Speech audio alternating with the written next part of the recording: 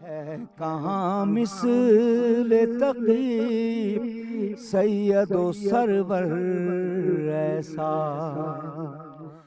بسم اللہ الرحمن الرحیم۔ پروگرام ذکر شہادت کے ساتھ میں ہوں زین العابدین۔ آج ہم نے جس عنوان کا انتخاب کیا ہے وہ مولا متقی علیہ السلام کی شہادت پر ہے۔ امام محمد تقی علیہ السلام کی سیرت پہ گفتگو کریں گے اور ان کی 25 برس کی زندگی میں انسان کیا کچھ کر سکتا ہے، لیکن ائمہ کی زندگی چاہے 25 برس ہو یا اس سے زیادہ ہو، وہ ایک تاثر قائم کرتی ہے اور وہ تا قیامت تک وہ تاثر رہتا ہے۔ تو سیرت امام کے حوالے سے ان گوشوں کا ذکر کرنے کی کوشش کریں گے جس سے ہمارے لیے کوئی میسیج ہو جس میں، تاکہ ہم کچھ آج کے دور میں اپنی زندگی میں اس کے مطابق کچھ عمل کر سکیں۔ تو یہ ہے موضوع ہمارا امام محمد تقی علیہ السلام کی شہادت کے عنوان سے، اور بہت ہی انتہائی قابل احترام شخصیات ہمارے ساتھ موجود ہیں۔ علامہ جعفر رضا علوی صاحب موجود ہیں، انتہائی قابل احترام۔ السلام علیکم۔ علیکم السلام ورحمۃ اور اللہ۔ بڑے ہر دل عزیز اپنے نام کے بالکل اسم با مسمہ ہے، مفتی وسیم صادق بندگی صاحب۔ السلام علیکم۔ وعلیکم السلام ورحمۃ اللہ۔ وہ جو بندگی کا آپ کے نام کے ساتھ حصہ ہے نا، وہ آپ بندگی آپ کے اطوار میں آپ کے جو افکار ہیں اور آپ کے جو اعمال ہیں وہ نظر آ رہا ہوتا ہے۔ آپ کیا کا بات حسن، ہے، آپ کا حسن زن، جی اللہ مزید برکتیں عطا شکریہ آپ کے آنے کا۔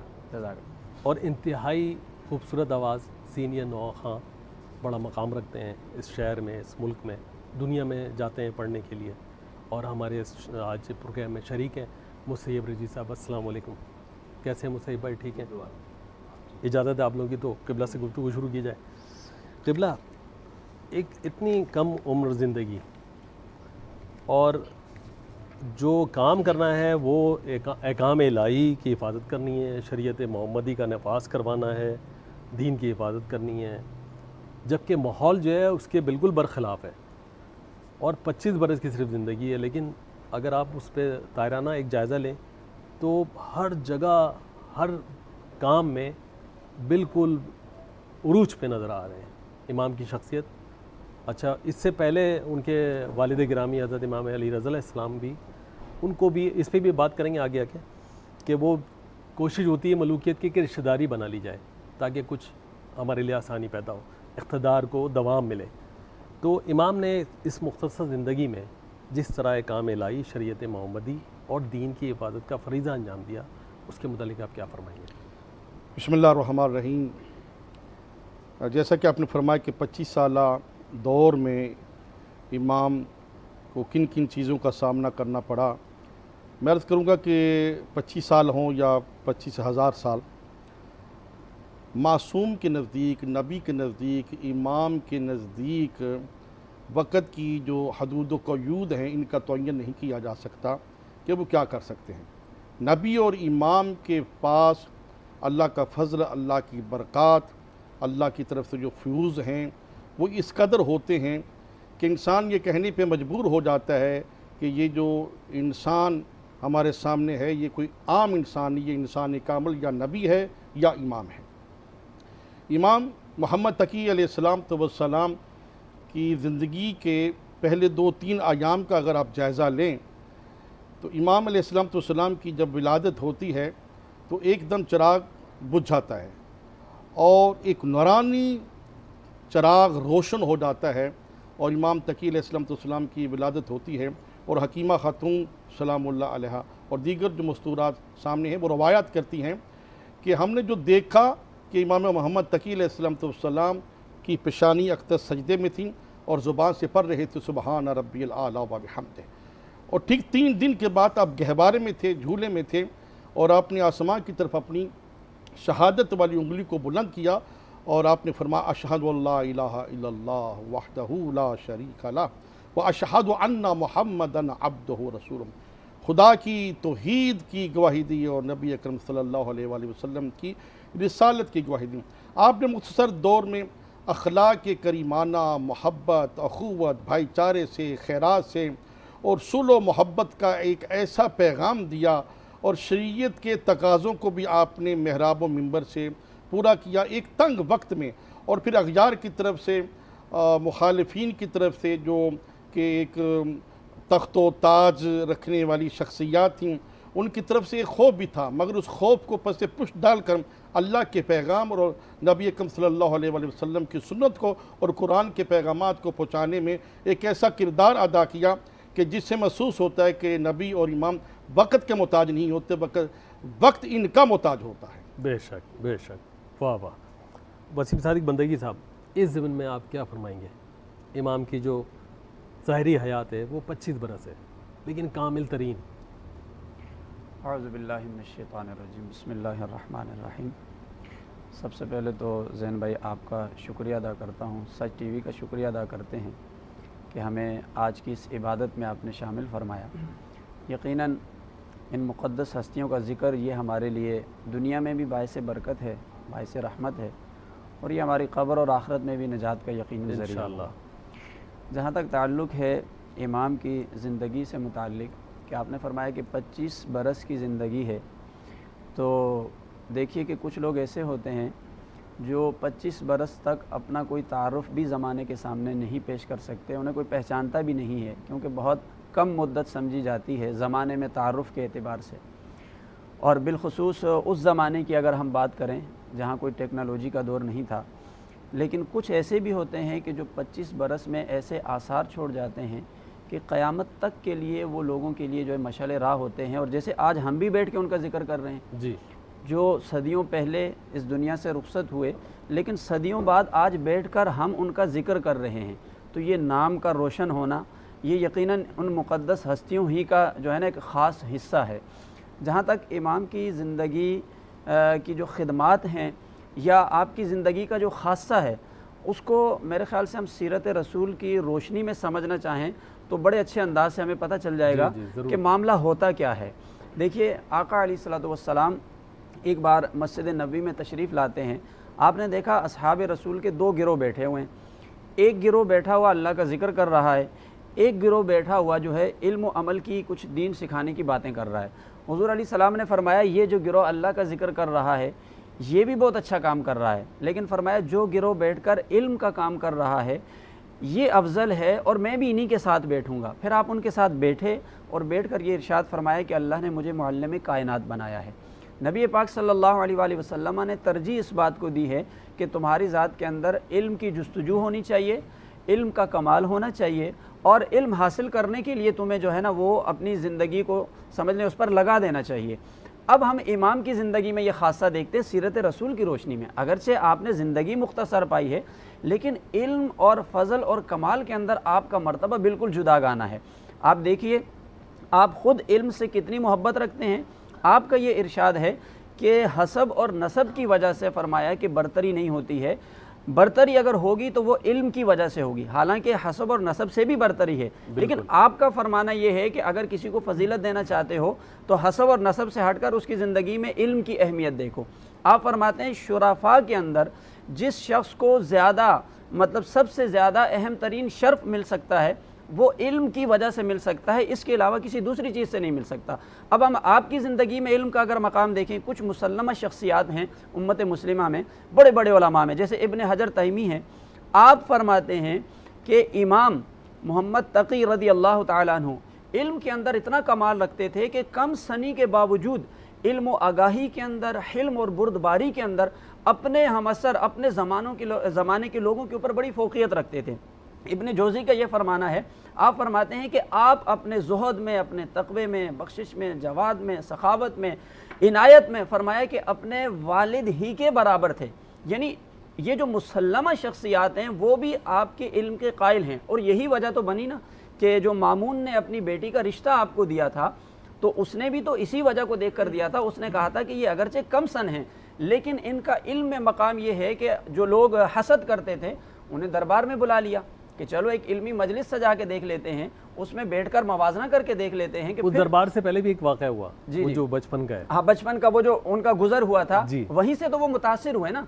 जब मुतासिर हुए तो यही चीज़ तो उनकी ज़िंदगी में एक बदलाव लेकर आई कि मैं अपनी बेटी की निस्बत जो है इमाम के साथ कायम कर लूँ ताकि ये मेरे लिए भी निजात का ज़रिया हो, या फिर उसको सियासी भी मसलहत आप कह सकते हैं। लेकिन वजह यही बनी थी कि आपने इल्म की बुनियाद पर ही देखें अपनी बेटी का रिश्ता उनको दिया। तो इमाम की सीरत का एक ख़ास पहलू ये है कि आज जो एक नुकूश छोड़े हैं ना उम्मत में, اس کی بنیادی وجہ یہ تھی کہ علم میں بڑا فضل اور کمال تھا، اور یہ اللہ کی عطا تھی، کیونکہ ظاہر سی بات ہے اتنی کم عمری میں ظاہری علوم جا کر کوئی دینی درسگاہ سے یہ حاصل نہیں کیے جا سکتے تھے، جبکہ آپ کے والد محترم سے بھی بہت ہی کم عمری میں جو ہے جدائی ہو چکی تھی، لیکن اللہ کی عطا یہاں تو ودیت ہوتا ہے نا، علم تقوی، جی ہاں، جس کو ہم علم لدنی کہتے ہیں، ہم اکثر یہ بات کہتے ہیں کہ ایک علم لدنی بھی ہوتا ہے، ایک آپ ظاہری علم پڑھتے ہیں، لیکن ائمہ کی زندگی میں علم لدنی ہے جو سینہ بسینہ ملتا ہے، پڑھانے کی ضرورت نہیں ہوتی ہے، وہ اللہ کی عطا سے ملتا ہے، اور وہی علم آپ کی زندگی میں بدرجہ کمال موجود تھا۔ جی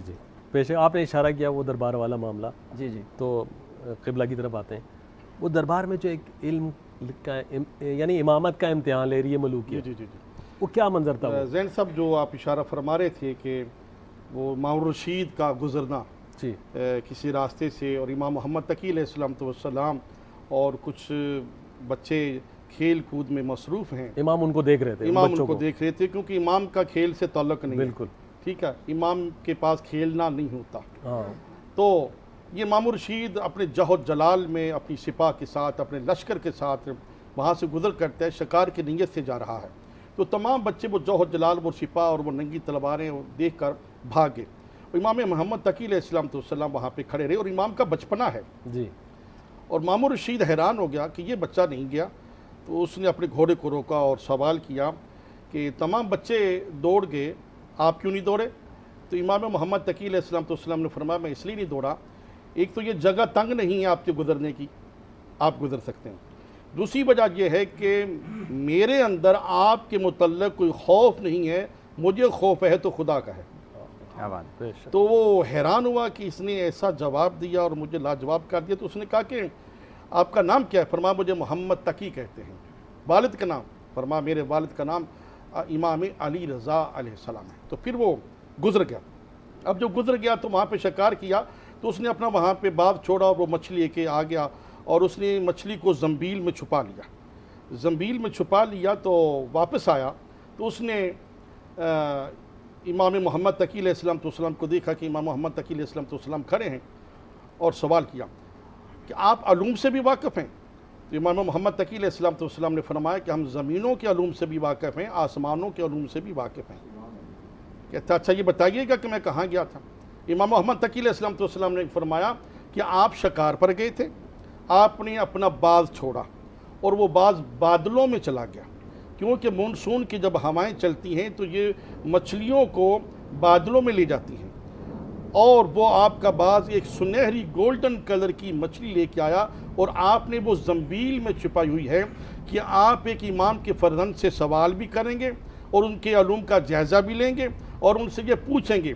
تو امام علیہ السلام نے فرمایا کہ ہم آپ کو بتاتے ہیں کہ آپ نے زنبیل میں ایک مچھلی چھپائی ہوئی ہے، اس کا کلر گولڈن ہے، اور ہم محمد و آل محمد کے علوم کو آپ پہچاننا چاہتے ہیں، امتحان لے رہے ہیں۔ اس پہ بڑا حیران ہوا، اسی پہ وہ متاثر ہوا، تو اس نے رشتہ داروں میں بات کی کہ میں رشتہ دینا چاہتا ہوں، تو رشتہ داروں نے حسد کیا اور کہا کہ نہیں بھی ایسا نہیں ہو، ایک دربار سے جاتے ہیں، اگر وہ صاحب علم ہے، کیونکہ امام کی سب سے بڑی نشانی ہے کہ امام علیم ہوتا ہے، اس کے پاس بہت علم ہوتا ہے، تو انہوں نے قاضی کو بلا لیا، کہا قاضی سوال کرے گا، اور یہ معصوم بچہ جو امام محمد تقی علیہ السلام ہے یہ لاجواب ہو جائیں گے۔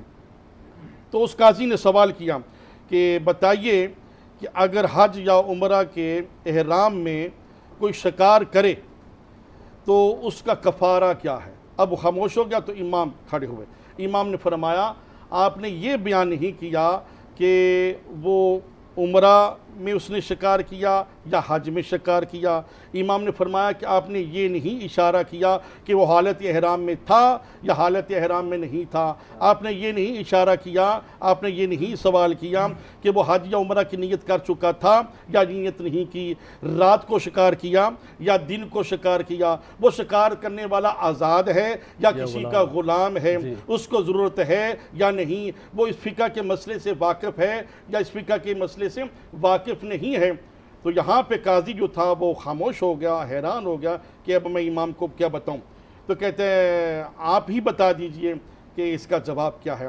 تو امام نے فرمایا کہ اگر اس نے حالت احرام میں شکار کیا ہے تو سب سے پہلے وہ اللہ کی بارگاہ میں توبہ کرے، اگر اس نے بکری کا شکار کیا ہے تو وہ دمبا دے، اگر اس نے اس سے بڑے جانور کا شکار کیا ہے تو شتر مرغ دے یا اونٹ دے، اور اگر اس نے اگر وہ اس مسئلہ سے واقف نہیں ہے تو وہ توبہ کرے، رب کی بارگاہ میں اپنے آپ کی ندامت کرے، اور خدا کریم ہے، وہ بخشنے والا ہے۔ یہاں پر آ کر وہ متاثر ہوا اور مامون رشید نے اپنی بیٹی کے رشتہ دینے کا اعلان کر دیا۔ جی یہ ہے سلسلہ مطلب۔ اچھا یہ رشتوں کا بھی بڑا معاملہ ہے کہ رشتہ داری کی جائے۔ جی اس سے پہلے امام علی رضا علیہ السلام کے ساتھ بھی یہی ہوا نا، داماد بنایا گیا اور ولی عہد بھی بنایا گیا، جی جی تاکہ اپنے اقتدار کو، اس پہ مزید بات کریں گے۔ اچھا مصیب صاحب کی طرف چلتے ہیں۔ مصیب صاحب اس موضوع کی مناسبت سے کوئی کلام پیش کرنا چاہیں؟ کہاں مثل تقی سید و سرور ایسا ہے، کہاں مثل تقی سید و سرور ایسا، جیسا گھر کا ہے دکھلاؤ کوئی گھر ایسا ہے، کہاں مثل تقی سید و سرور ایسا، دیکھتے دیکھتے ڈھل جاتی ہے پردیسیاں، دیکھتے دیکھتے ڈھل جاتی ہے پردیسیاں، یہ بدل دیتے ہیں انسان کا مقدر ایسا، یہ بدل دیتے ہیں انسان کا مقدر ایسا، فضل خالق سے گلستان رضا میں آیا، فضل خالق سے گلستان رضا میں آیا، قلب آہن کو جو پگھلا دے گلے تر ایسا، قلب آہن کو جو پگھلا دے گلے تر ایسا، بھی ہے یہی خوے تقی سر نہ جھکے پیش ستم، ہے یہی خوے تقی سر نہ جھکے پیش ستم، یہ اکیلے نہیں ان کا ہے بھرا گھر ایسا، یہ اکیلے نہیں ان کا ہے بھرا گھر ایسا، اور آخر شعر پیش کر رہا ہوں کہ جا کے بازار امامت سے ذرا لے آؤ، جا کے بازار امامت سے ذرا لے آؤ، اس سے بہتر نہ سگی اس کے برابر ایسا، اس سے بہتر نہ سگی اس کے برابر ایسا ہے، کہاں مثل تقی سید و سرور ایسا۔ جزاک اللہ جزاک اللہ۔ مفتی صاحب آپ کی طرف آؤں گا لیکن بریک کے لیے کہا جا رہا ہے، بریک کے بعد آئیں گے تو اس پہ مزید بات کریں گے۔ ناظرین مختصر وقفہ ہے، وقفے کے بعد دوبارہ آتے ہیں۔ ہے کہاں مثل تقی سید و سرور ایسا، ہے کہاں مثل تقی سید و سرور ایسا۔ ایک دفعہ پھر پروگرام میں خوش آمدید کہتے ہیں۔ بریک پہ جانے سے قبل مصیب صاحب انتہائی عمدہ کلام پیش کر رہے تھے، انتہائی عمدہ آواز، انتہائی اعلیٰ اشعار، بہت عمدہ۔ اچھا مفتی صاحب، یہ جو ابھی قبلہ نے ذکر کیا نا کہ پہلے امام کا امتحان لیا گیا تاکہ پھر رشتہ بنایا جائے، کیونکہ ان کے اپنے خاندان قبیلے کے لوگ مخالفت کر رہے تھے کہ کیوں رشتہ کر رہے ہیں، تو بادشاہ کہتا ہے کہ بھئی علم کی بنا پہ میں رشتہ کروں گا۔ تو یہ جو سیاسی بنا، یہ اس کی بنیاد تو سیاسی ہو گئی نا، پھر عقیدت سے عقیدت نہیں ہے، سیاسی ہے، یعنی سیاسی فائدہ اٹھانا ہے اس رشتہ داری کا۔ اچھا پھر پہلے تو اس پہ بات کر لیں کہ مطلب کیا ضرورت پڑی ہے، مطلب ایک آدمی کو پتہ ہے میرا اقتدار ہے، میری بادشاہت ہے، کوئی چیلنج بھی نہیں ہو رہا ہے، تو پھر اس کے باوجود بھی اس کو رشتہ کرنا پڑ رہا ہے۔ دیکھیے اس کے دو پہلو ہیں، ایک تو یہ کہ خود مامون الرشید نے جو رشتہ یہ دیا اس سے اس کے کیا بینیفٹ، کیا فوائد ملے، دوسرا یہ کہ اس رشتے کا اثر کیا امام کی زندگی پر بھی کچھ پڑا۔ تو پہلی چیز کہ جس طرح روایات میں آتا ہے کہ وہ آپ کے علم اور فضل کمال سے متاثر ہوا، تو ظاہری طور پر تو یہی لگ رہا ہے کہ اس نے آپ کے علم سے متاثر ہو کر یہ چاہا کہ میں خاندان رسالت میں اپنا ایک رشتہ جوڑ لوں۔ اور اس کے ساتھ لیکن اس یہ کے ایک اس کو بھی پہلو منسلک کر لیں جی کہ وہ جو ایک تھا نا کہ امام رضا علیہ السلام کو جب شہید کیا گیا زہر دے کے، جی تو وہ عام لوگوں میں تو یہ بات جی میں معلوم تھی۔ وہی بات اسی کی طرف ابھی میں آ رہا ہوں، لیکن اس کا دوسرا ایک سیاسی پہلو بھی ہے، وہ یہی ہے کہ چونکہ یہ بات مشہور تھی، سب کو یہ پتہ تھا کہ اس سے پہلے آباء و اجداد کے ساتھ جو سلسلہ بنو عباس کی حکومت میں، پھر بنو امیہ میں، سب میں جو چلا آ رہا تھا سب کے سامنے ہے کہ کہیں نہ کہیں ائمہ کی زندگی کو ان عمراء نے تنگ کرنے کی کوشش کی، اور کہیں نہ کہیں مظالم کی صورت، پھر ان کی شہادت کے تانے بانے بھی کہیں نہ کہیں ملتے ہوئے آپ کو دربار سے نظر آتے ہیں۔ تو اس میں ایک سیاسی مصلحت یہ بھی تھی کہ لوگوں کی محبت حاصل کی جائے، تاکہ جو ایک غلط تاثر قائم ہے ہمارے بارے میں اس تاثر کو زائل کیا جائے۔ اگرچہ وہ تاثر درست ہے، وہ میں نے کہا نا کہ کہیں نہ کہیں وہ تانے بانے تو ملتے ہیں اس کو نا، زائل کرنا ہے۔ جی ہاں، اس کو زائل کرنا یہ ایک سیاسی بھی پوائنٹ تھا کہ جس کے لیے یہ کام کیا گیا۔ بہرحال اس کا دوسرا پہلو پھر یہ تھا کہ بھائی امام کی زندگی میں اس کا کیا اثر ہوا، یہ میرے نزدیک زیادہ اہم ہے۔ جی چونکہ دیکھیں اب آپ داماد بن گئے ایک حاکم وقت کے، تو دیکھنا یہ ہے کہ کیا آپ کی زندگی میں کوئی بدلاؤ آیا اس سے، کیا آپ کے رہن سہن میں، کیا آپ کے حسن اخلاق میں، آپ کے کردار میں کوئی اس وجہ سے کوئی تبدیلی آئی کہ اب آپ دربار سے منسلک ہو گئے۔ آپ بھی اور آپ کے والد محترم بھی، کسی نے بھی دربار کے اثرات کو کبھی اپنی زندگی پر نہیں لیا، بلکہ ان کا داماد بننے کے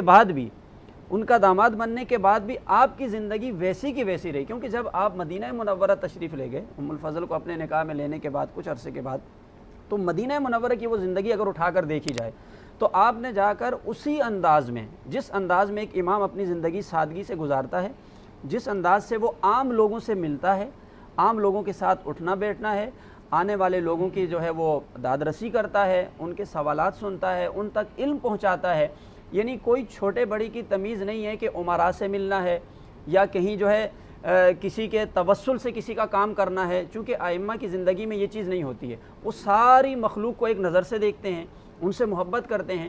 تو یعنی آپ کی زندگی میں اس رشتے سے کوئی اثر نہیں پڑا، بلکہ الٹا اس کا اثر جو ہے ان کی بیٹی پر تو گیا کہ چونکہ اس کا رہن سہن، وہ تو شہزادی کہلاتی تھی نا، اب شہزادی تو اپنی زندگی شہزادیوں والی گزارنا چاہتی ہے، پروٹوکول چاہیے، پروٹوکول چاہیے، سب کچھ وی آئی پی موومنٹ چاہیے، لیکن آپ نے ایسا نہیں ہونے دیا۔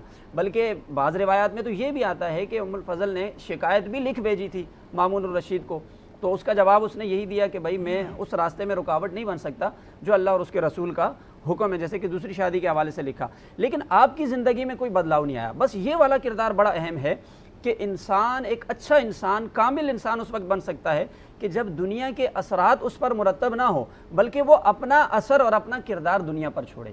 آپ نے اپنے عمل سے ہمیں یہ کر کے بتایا۔ اچھا ایک اور خاص پہلو آپ کی زندگی کا، آپ دیکھیں آپ کی سیرت میں یہ بات ہمیں ملتی ہے کہ آپ کا سب سے زیادہ جو نشست و برخاست تھی نا، جو اٹھنا بیٹھنا تھا، تعلق تھا، وہ زیادہ تر فقراء سے ہوتا تھا، غلاموں سے ہوتا تھا۔ اگر ہم اس پہلو کو سیرت رسول میں دیکھنا چاہتے ہیں تو دیکھیں مشرکین مکہ نے حضور علیہ الصلوۃ والسلام کے پاس آ کر یہی اعتراض کیا تھا، کہا جی ہم آپ کی بات تو مان لیں، ہم آپ کے دین کو بھی چلیں سمجھنے کے لیے آپ کے پاس بیٹھیں، لیکن ہمیں شکایت یہ ہے کہ ہم ہیں عمراء، آپ کے ساتھ آپ کے ارد گرد بیٹھنے والے زیادہ تر لوگ یا تو وہ غلام ہیں یا وہ فقراء ہیں یا وہ حبشی لوگ ہیں، ایسے لوگ کہ جن کا ہمارے معاشرے میں کوئی اسٹیٹس نہیں ہے، اس لیے ہم آپ کے پاس نہیں بیٹھتے۔ لیکن نبی پاک صلی اللہ علیہ وآلہ وسلم نے ان کی اس بات کو قبول نہیں فرمایا۔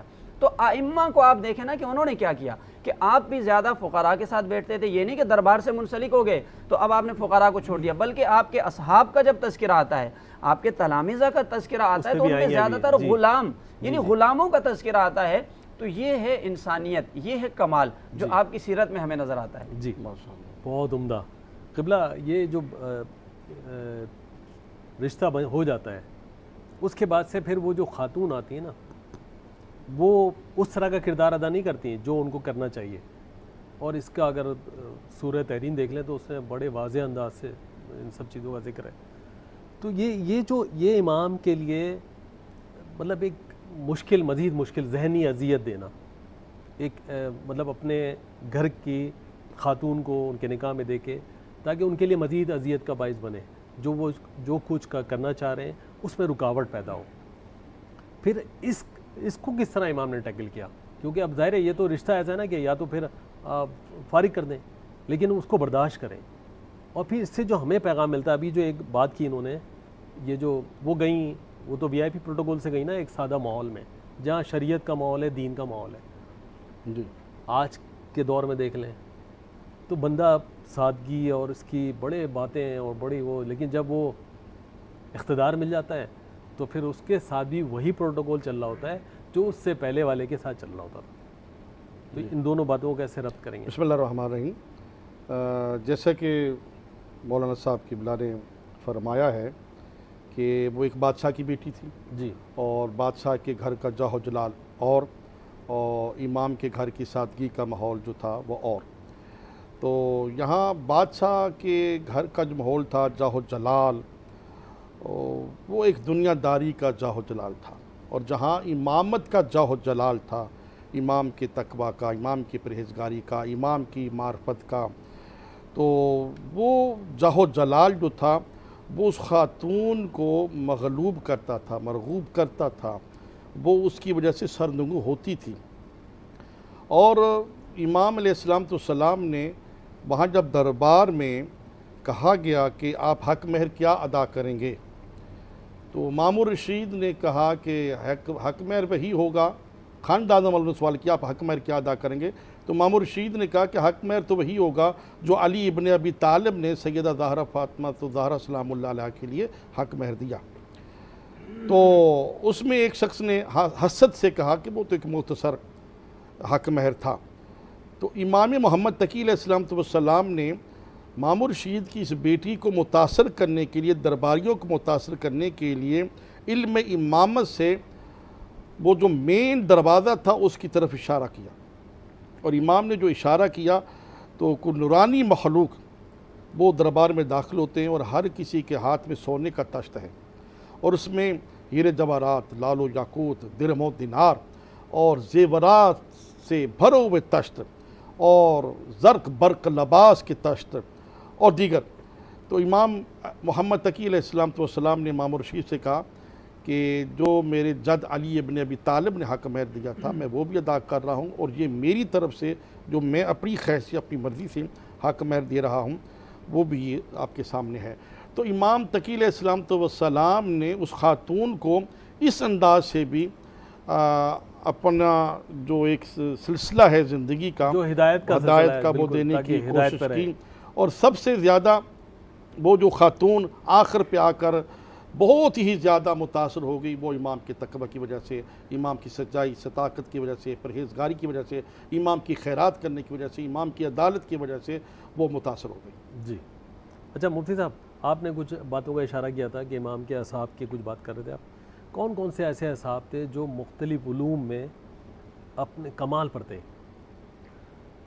دیکھیے، چونکہ آپ خود ایک علم کا شہر ہیں اور باوجود کم سنی کے تو انسان دوستوں میں پہچانا جاتا ہے نا؟ جی ہاں جی ہاں جی ہاں. تو باوجود کم سنی کے اتنے بڑے بڑے وقت کے جید علماء سے مناظرہ اور پھر ان پر فوقیت اور برتری حاصل کرنا، اصل میں تو آپ کی ذات وہ ہے جہاں جہاں سے گزر گئے، جو آپ کی صحبت میں کبھی ایک بار بھی آ گیا. یہ نہیں ہے کہ جس نے بہت طویل وقت گزارا ہو، کیونکہ آپ کی ذات ایسی ہے، اتنی بابرکت ہے کہ جس کو کبھی کوئی ایک اشارہ علم کا کوئی ایک نقطہ بھی دے دیا تو وہ بھی اس کے لیے ساری زندگی کے لیے کافی ہوتا ہے. لیکن بہرحال پھر بھی آپ کے تلامذہ یا آپ کے اصحاب وہ فہرست و طویل ہے. ان میں جیسے ابو محمد فضل بن شازان بن خلیل ازدی نشا پوری کا نام آتا ہے، جن کے بارے میں آتا ہے کہ 180 کتابوں کے مصنف ہیں. یعنی آج کل کسی کی علمی صلاحیت کو دیکھنا ہوتا ہے تو لوگ اس کی کتاب دیکھتے ہیں. अच्छा, बल्कि मुतासिर भी होते हैं, कहते हैं अच्छा इन्होंने किताब लिखी है 20 किताबें तो हो गई। उसकी हाँ 1-2 किताब या जितनी ज़्यादा किताबें लिखी हो तो किताब का नाम सुनकर मुतासिर होते हैं कि ये वाकई कोई इल्मी शख्सियत है, भाई इन्होंने तो किताब भी लिखी है, मुसन्निफ़ हैं ये। तो जो उनके शागिर्द हैं वो सैकड़ों के हिसाब से किताबें लिख रहे हैं, उनके मुसन्निफ़ीन कहलाते हैं। और वो अपने अपने दौर के बाज़ उलूम में मौजिद हैं, उन्होंने इजाद किया है वो। मौजिद भी हैं और मतलब उनका एक ऐसा नाम है, जैसे एक दीवान हम्मासा बहुत मशहूर किताब है जो हमारे यहाँ दरस निज़ामी में पढ़ाई जाती है, कसाइद का मजमू है दीवान हम्मासा, और बहुत ही उसको अरबी अदब में बड़ा मकाम हासिल है, यानी उसको एज आ ग्रामर पढ़ाया जाता है और अरबी अदब के जो कवानीन हैं उस पर बतौर दलाइल पेश किया जाता है। जैसे होता है ना कि कोई अरबी की इबारत पढ़ी आपने, कोई मसला पढ़ा और कहा जी ये कहाँ से साबित है कि आपने ये जुमला अरबी में ऐसे बनाया, तो जो शुआरा होते हैं ना, शुआरा के कलाम को, जो नामवर शुआरा, उनके कलाम को अरबी अदब में बाकायदा बतौर दलील सनद के पेश किया जाता है। तो अब ये जो हैं अबू तमाम हबीब बिन औस अत्ताई दीवान हम्मासा, इसके अलावा भी कई हज़ार नज़में इनको याद थी, अब ये भी उनके मसाहिबीन में से हैं, शागिर्दों में से हैं।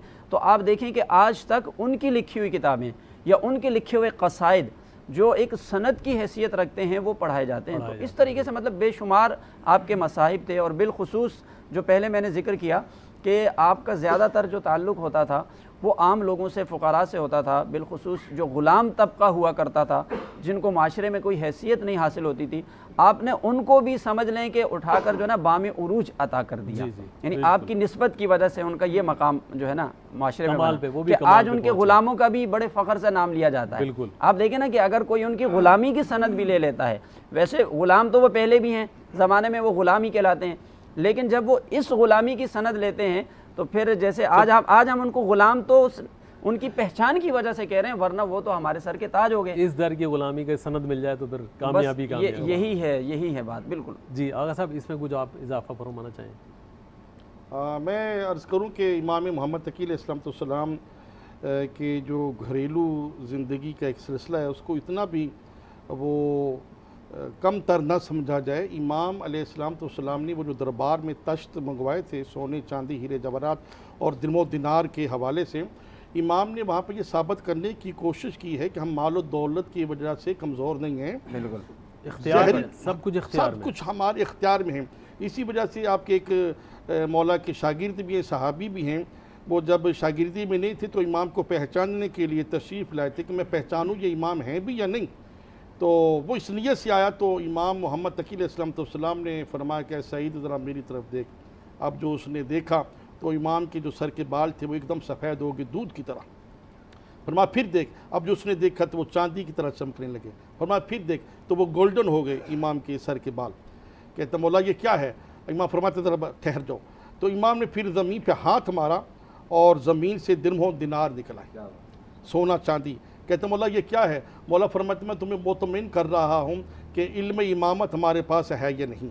ये इल्म इमामत से हमने तेरे सामने दायर किया और हमें इस मालो मता की ज़रूरत नहीं है, बल्कि हम तो बांटने वाले हैं, तकसीम करने वाले हैं, हमें ज़हरी दौलत की ज़रूरत नहीं है। तो मैं यहाँ पे एक पैगाम दूँगा कि आइमा अलैहिस्सलाम की जो ज़िंदगी है, अम्बिया अलैहिस्सलाम की जो ज़िंदगी है वो नहायत सादा है, वो ज़िंदगी रंगीन नहीं है, और इसी में कुर्बत खुदा है, कुर्ब खुदा है, खुदा की खुशनुदी है। बल्कि अम्बिया और आइमा तहार सहाबा कराम बांटने वाले हैं, और हमें भी उनकी सीरत पे चल के गुरबा व मसाकिन व यतीमों में बांटना चाहिए, ज़ख़ीरा अंदोज़ी नहीं करनी चाहिए। बहुत उम्दा।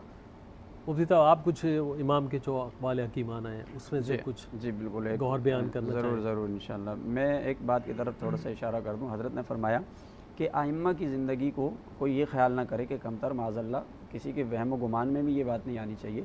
यहाँ मैं ये बात अर्ज़ करूँ कि आइम्मा को दुनिया से मोहब्बत नहीं है, असल में उनका फ़ख्र जो है ना वो इख्तियारी है, इस्तिरारी नहीं है। हमारा फ़ख्र तो इस्तिरारी, हम तो मजबूर होते हैं, लेकिन आइम्मा का फ़ख्र जो है ना वो ख़ुद इख्तियार किया हुआ है, वरना ये दुनिया उन्हीं की ताबे है। ये तो अल्लाह का हुक्म भी है। अल्लाह फरमाता है कि जो बंदा मेरा हो जाता है मैंने ये सारी कायनात उसके लिए बनाई है, ये कायनात उसके ताबे है। तो आइम्मा तो अल्लाह के हुक्म के ताबे हैं, लिहाजा ये पूरी कायनात उनके ताबे है, उन्होंने ख़ुद फ़ख्र को इख्तियार किया हुआ है। मैं इमाम की ज़िंदगी का एक कौल, चूँकि बहुत ज़्यादा बातें होती हैं तो याद नहीं रहती, कम से कम कोई एक बात, कोई एक नसीहत अगर हम लेकर उस पर हम अमल करें ना, तो ये है असल में हमारी ज़िंदगी में तब्दीली, और फिर उसकी बरकतें भी हम अपनी ज़िंदगी में देख सकते हैं। इमाम फरमाते हैं कि अगर अल्लाह ताला की रज़ामंदी चाहते हो, अल्लाह ताला की खुशनुदी चाहते हो, تو 3 باتیں جو ہے نا وہ اپنے پلے آپ باندھ لیں اور ان پر آپ عمل کریں، جو مشکل بھی نہیں ہے، بہت آسان ہیں، آسان وظیفہ ہے۔ آج کل کے دور میں لوگ وظیفے کی طرف بہت جاتے ہیں کہ ہمیں کوئی ایسا وظیفہ مل جائے جس سے ہماری تقدیر بدل جائے، تو میرے خیال سے اگر ائمہ کے ارشادات کو ہی وظیفہ سمجھ کے ہم لے لیں تو وہ ہماری زندگی کو بدل کے رکھ دے گا۔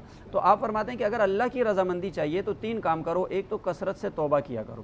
توبہ ویسے بھی جو ہے عبادت کا درجہ رکھتی ہے، گناہوں کی معافی کا ذریعہ ہے، اور یہ اللہ کی رضا اور خوشنودی کا ذریعہ ہے، لہٰذا ہر وقت استغفار توبہ یہ ہونا چاہیے، ہمیں اپنا وظیفہ بنا لینا چاہیے۔ حدیث پاک میں آتا ہے حضور علیہ السلام 70 مرتبہ یا 100 مرتبہ سے بھی زیادہ روزانہ استغفار پڑھتے تھے، حالانکہ آپ کو ضرورت نہیں ہے، لیکن یہ درجات میں بلندی کا ذریعہ ہے اور ہمیں امت سکھانا کے لیے ہے۔ تعلیم ہے۔ جی۔ دوسری بات آپ نے ارشاد فرمائی کہ آپ سخاوت کرو، فقراء کو کھانا کھلاؤ، یعنی جہاں تک ممکن ہو وہ لوگ جو محتاج ہیں، جن کو ضرورت ہے، آپ انہیں ضرور کھانا کھلائیں۔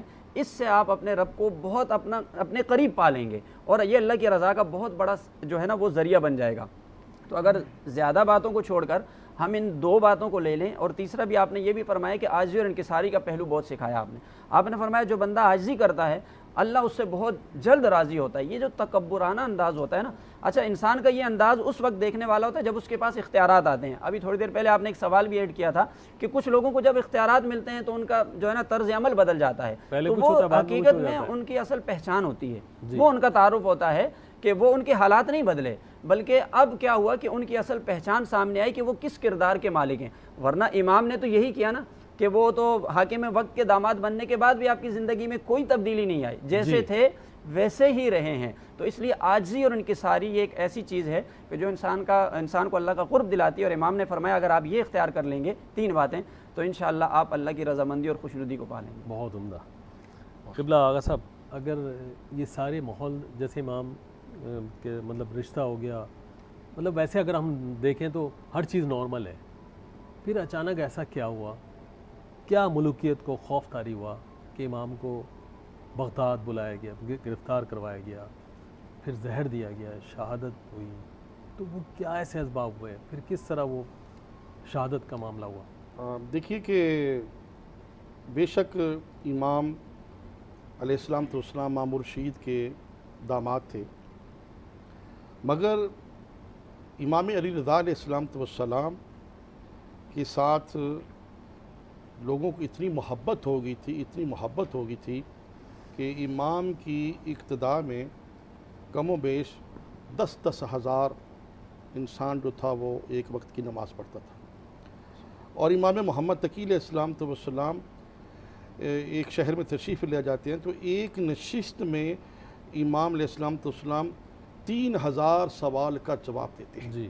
تو امام کی علوم اور تقوی اور پرہیزگاری کی وجہ سے، ان کی کرامات و برکات کی وجہ سے لوگ ان کی طرف راغب ہو رہے تھے اور ملوکیت سے نفرت کر رہے تھے، حکومت سے نفرت کر رہے تھے۔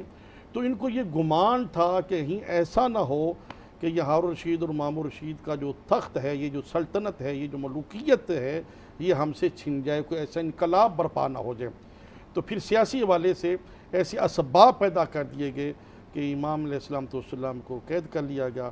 اور میں یہاں پہ ایک ذکر کروں گا کیونکہ شہادت کے حوالے سے پرورہن، کہ امام کا جو زندان تھا وہ اتنا تنگ تھا کہ پہلا جو زندان تھا کہ امام رکوع کی حالت میں اس میں رہے ہیں، اور سامرا میں وہ زندان کہ اس میں کنواں تھا، اس کنویں میں پھر ایک آگے ایک غار تھی چھوٹی سی، امام نہ صحیح طریقے سے اٹھ سکتے تھے، نہ بیٹھ سکتے تھے، نہ امام لیٹ سکتے تھے، اور وہاں اس زندان میں بھی رہ کے امام تسبیح و تقدیس بجا لاتے تھے۔ امام کا زہد و تقویٰ دیکھیں کہ امام کو اپنی شہادت کا علم ہو چکا ہے کہ مجھے زہر مل جائے گا، مگر اس کے باوجود امام کی نماز میں، امام کے قرآن کریم کی تلاوت میں، امام کی تسبیح و تقدیس میں ذرا بھی فرق نہیں آیا کہ جس طرح یہاں ایک قیدی کو سزائے موت دی جائے اور وہ گھبرا جاتا ہے، اس کا بلڈ لو ہو جاتا ہے، وہ بے ہوش ہو جاتا ہے، وہ پریشان ہو جاتا ہے، مگر یہ تو آپ انسان ہیں، امام تو امام ہے، مگر امام کے تقویٰ و پرہیزگاری میں، تسبیح و تقدیس میں کوئی بھی کمی نہیں آئی، اور امام علیہ السلام کو شہید کیا جاتا ہے۔ مگر شہادت کے بعد مامون رشید کو معلوم ہوا کہ جس شان و شوکت کے ساتھ امام علیہ السلام کا جنازہ اٹھایا گیا، ایک جمع غفیر تھا، ایک تعداد تھی لوگوں کی امام کے ساتھ عقیدت کرنے والوں کی۔ جی جی، بے شک۔ وقت محدود ہے، ورنہ تو کچھ اور بھی سوالات تھے. قبلہ آغا علامہ جعفر رضا علوی صاحب آپ کا شکریہ، مفتی وسیم صادق بندگی صاحب آپ کا شکریہ، مسیب عزیز بھائی آپ کا شکریہ. آپ کے کلام پہ اختتام کریں گے. ہمارا وقت محدود تھا، وقت ختم ہوا. ناظرین آئندہ پروگرام تک کے لیے اجازت چاہیں گے. آج کے لیے اتنا ہی تھا. مسیب بھائی کے کلام سے اختتام کریں گے. جی مسیب بھائی. جہاں میں آج امام تقی کا ماتم ہے، جہاں میں آج امام تقی کا ماتم ہے، تقی کے سوگ میں ڈوبا ہوا یہ عالم ہے. میرے امام کو زہر دغا سے مارا گیا، میرے امام کو زہر دغا سے مارا گیا.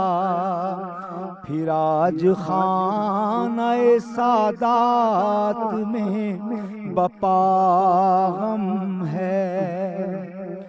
علی نقی کو یتیمی کا پرسہ پیش کرو، علی نقی کو یتیمی کا پرسہ پیش کرو.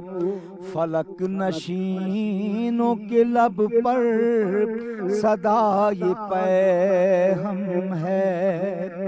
پھر آج ٹوٹی ہوئی پسلیوں کا درد بڑھا، پھر آج ٹوٹی ہوئی پسلیوں کا درد بڑھا. لبوں پہ بین ہے زہرا کی آنکھ بھی نم ہے. جہاں میں آج امام تقی کا ماتم